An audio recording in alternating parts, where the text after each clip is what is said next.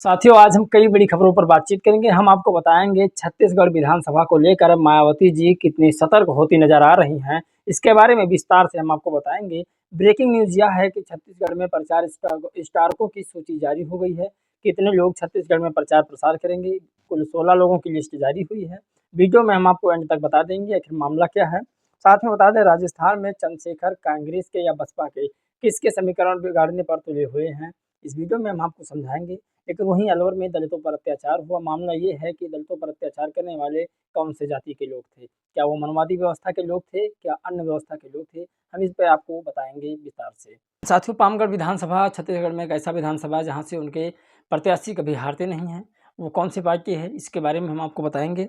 लेकिन वहीं पर छत्तीसगढ़ में सीएम की पहली पसंद कौन है, क्योंकि वहाँ पर एक सर्वे हुआ, सर्वे के अनुसार पता लगा है कि वहाँ पर पहली पसंद आखिर सीएम की कौन है। और साथियों, आईपी सिंह लिखते हैं कि जातीय जनगणना की शुरुआत समाजवादी ने सबसे पहले किया था, लेकिन उसको नीतीश कुमार जी आगे बढ़ाने का काम कर रहे हैं। हम आपको बताएंगे कि कन्हैया कुमार ने क्या कहा प्रधानमंत्री नरेंद्र मोदी को लेकर के, क्योंकि उन्होंने बताया कि आप व्यापारी हो, देश का व्यापार कर रहे हो। इसके बारे में हम आपको विस्तार से समझाएंगे। वहीं पर लालू प्रसाद यादव जी का बड़ा बयान आया है। उन्होंने कहा मोदी जी से पूरा देश परेशान है और उनसे ऊब चुका है। इसके बारे में हम आपको विस्तार से समझाएंगे, बताएंगे आखिर मामला क्या है। और साथियों, जीतू रजौरिया लिखते हैं कि प्रदेश में बीएसपी की सरकार क्यों जरूरी है, उन्होंने अपने कार्यकाल में क्या क्या काम किया था, उसके बारे में यहाँ पर विस्तार से समझा देंगे। क्योंकि बीएसपी ने कुछ ऐसा ही काम किया था सन 2007 से सन 2012 तक। क्योंकि उस खबर को थोड़ा लंबी है, इसलिए हम थोड़ा लास्ट में बताने की कोशिश करेंगे। और गाँव वालों की पहली पसंद कांग्रेस या बसपा या सपा। तो दोस्तों, यहाँ पर एक बात निकल करके आई है कि गांव वालों की सबसे पसंद है सपा या बसपा। इसके बारे में विस्तार से समझाएंगे आखिर मामला क्या है। चलिए दोस्तों, वीडियो को शुरू करते हैं। साथियों नमस्कार, मैं हूं पराग और आप देख रहे हैं देसी पेशवी व्लॉग। आज की कई बड़ी खबरों के साथ में मैं फिर से एक बार आप सभी के बीच में हाजिर हूं। आज हम आपको बताएंगे कि उत्तर प्रदेश हो या किसी भी प्रदेश में बहुजन समाज पार्टी की सरकार क्यों जरूरी है। क्योंकि कानून व्यवस्था और लॉ एंड ऑर्डर को मजबूत करने के लिए भारत सरकार में अगर बहुजन समाज पार्टी पहुंच जाती है तो देश का बेड़ा पार हो सकता है। हम आपको समझाते हैं आखिर मामला क्या है। काशीराम साहब कहते थे कि अगर सरकार ना बना पाओ तो कांग्रेस और बीजेपी को सही से टिकने ना देना। राजस्थान और एमपी में चंद्रशेखर कांग्रेस के पूरे समीकरण को बिगाड़ रहे हैं और मान्यवर साहब के अनुसार ये विचारधारा ठीक व्यक्ति है। वहीं लोगों को कहना है कि बीएसपी का ये समीकरण बिगाड़ने पर तुले हुए हैं। लेकिन क्या आपको लगता है कि ये किसका समीकरण बिगाड़ रहे हैं, इसके बारे में मुझे निष्पक्ष जरूर लिखिएगा। हम आपको बताते हैं। लेकिन कुछ विशेषज्ञ जीवी कहते हैं कि चंद्रशेखर रावण कांग्रेस के एजेंट हैं। फिर ये बताओ कि यह आदमी कांग्रेसियों के हलक में कैसे हाथ डालकर खड़ा हुआ है। और हम आपको सबसे बड़ी खबर ये बताते हैं कि अलवर जिले में कुछ लोगों ने दलित लोगों को मारा पीटा है। वो कौन से लोग हैं, कौन से जाति के लोग हैं, इसके बारे में बताएंगे। यहाँ पर वो लोग पक्का मनवादी तो नहीं है, इसके बारे में हम आपको स्पष्ट बताते हैं। राजस्थान अलवर में मुस्लिम समुदाय के 1 दर्जन से ज़्यादा लोगों ने दलित दंपति को जाति सूचक गालियाँ देते हुए लाठियों से पीटा। परिवार पर समझौता करने का दबाव डाल रही है राजस्थान पुलिस। साथियों, क्या यहाँ भीम आर्मी के चीफ चंद्रशेखर रावण नहीं जाएंगे, क्योंकि ये मामला मुस्लिम समुदाय का है? क्या ऐसा कुछ लोगों का कहना था कि यहाँ पर मुस्लिम समुदाय के लोग हैं, इसलिए क्या चंद्रशेखर रावण दलित परिवारों को बचाने नहीं जाएंगे? साथियों, छत्तीसगढ़ बहुजन समाज पार्टी और वहाँ के पामगढ़ विधानसभा, जिसका नाम पूरे देश में प्रसिद्ध है, जहाँ से एक बार फिर अपने लोकप्रिय विधायक चंदू बंजारे जी ने नामांकन भर दिया है और पामगढ़ के कार्यकर्ताओं का जनसैलाब देखने को मिल रहा है, जिससे स्पष्ट होता है कि पामगढ़ में फिर से बीएसपी की विजय होगी। साथियों, एक सबसे बड़ी खबर ये है कि छत्तीसगढ़ में एक सर्वे चलाया गया। सर्वे के अनुसार पता लगा कि सबसे ज़्यादा लोकप्रिय वहाँ के सीएम पद के उम्मीदवार कौन हो सकते हैं, हम आपको बताते हैं।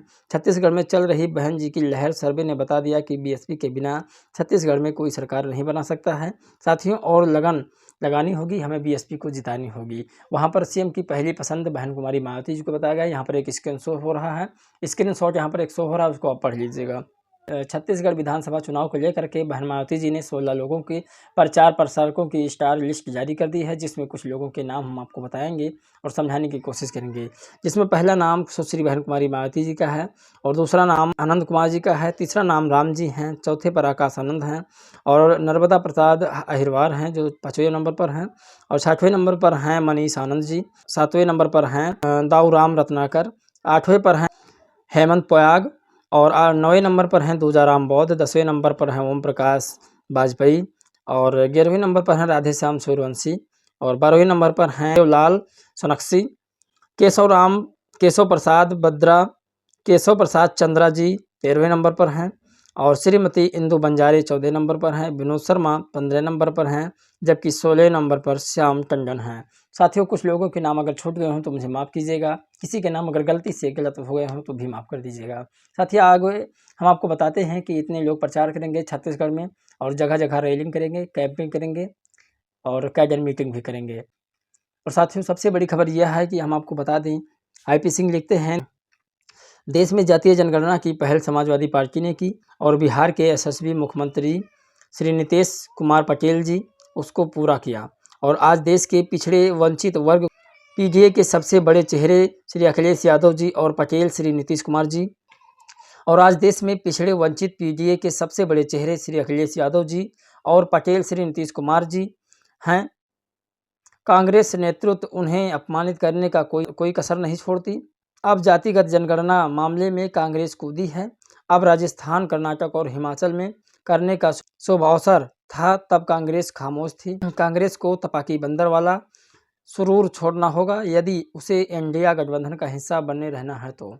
साथ में पूर्व सीएम बिहार और RJD के प्रमुख लालू प्रसाद यादव जी का बयान आया है। उन्होंने कहा, जनता नरेंद्र मोदी सरकार से ऊब चुकी है, ये पहले मुक्ति चाहती है, किसान बर्बाद हो गए हैं, देश में हाहाकार मचा हुआ है, बिहार की 40 लोकसभा सीट पर इंडिया गठबंधन की जीत होगी।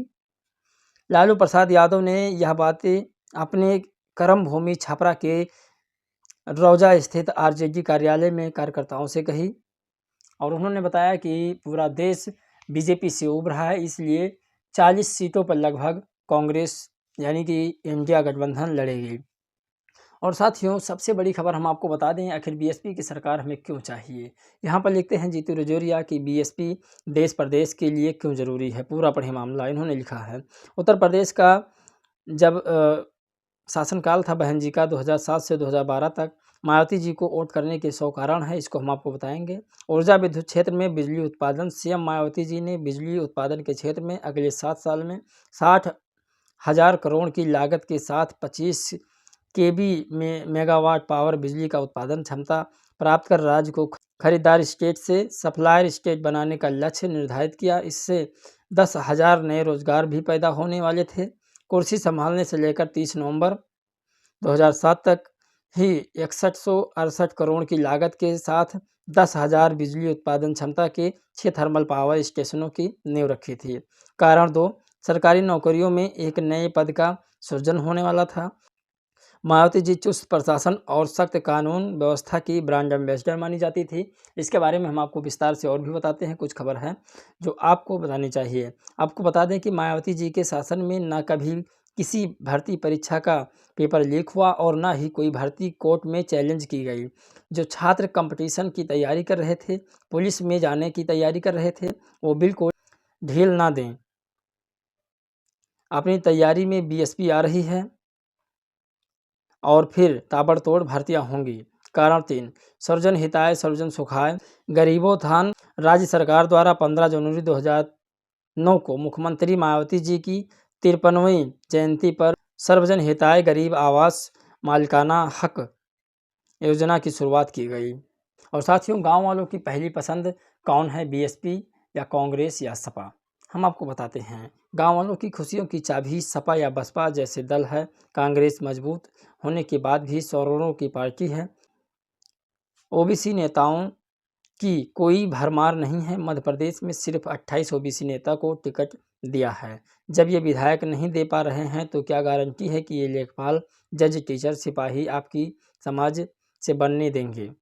साथियों, ये सबसे बड़ी खबर है। साथियों, मेरा प्रयास आप लोगों को कैसा लगा, मेरी मेहनत आप लोगों को कैसी लगी, ये हमें कमेंट बॉक्स में बताइएगा। लेकिन सबसे पहले आप सभी को मैं धन्यवाद कर दूं, कोट कोट धन्यवाद करता हूं, क्योंकि आप लोगों के द्वारा मेरे परिवार में 5000 लोगों की संख्या पूरी हो चुकी है। आप सब मेरे परिवार हैं और बहुजन समाज का हर वो व्यक्ति परिवार है जो बहुजन समाज के लिए कार्य करता है या बहुजन समाज के बारे में सोचना चाहता है। 5000 लोगों की संख्या पूरी होने पर आप सभी को बहुत बहुत धन्यवाद। इतने सब्सक्राइबर हो चुके हैं कि आप लोगों के साथ कंधे से कंधा मिलाकर अब मैं देश के लिए कुछ कर सकता हूं, बहुजन समाज के लिए कुछ कर सकता हूं। इस वीडियो में बस इतना ही दोस्तों, मिलेंगे एक अगली वीडियो में। तब तक के लिए जय भीम, नमो बुद्धाय।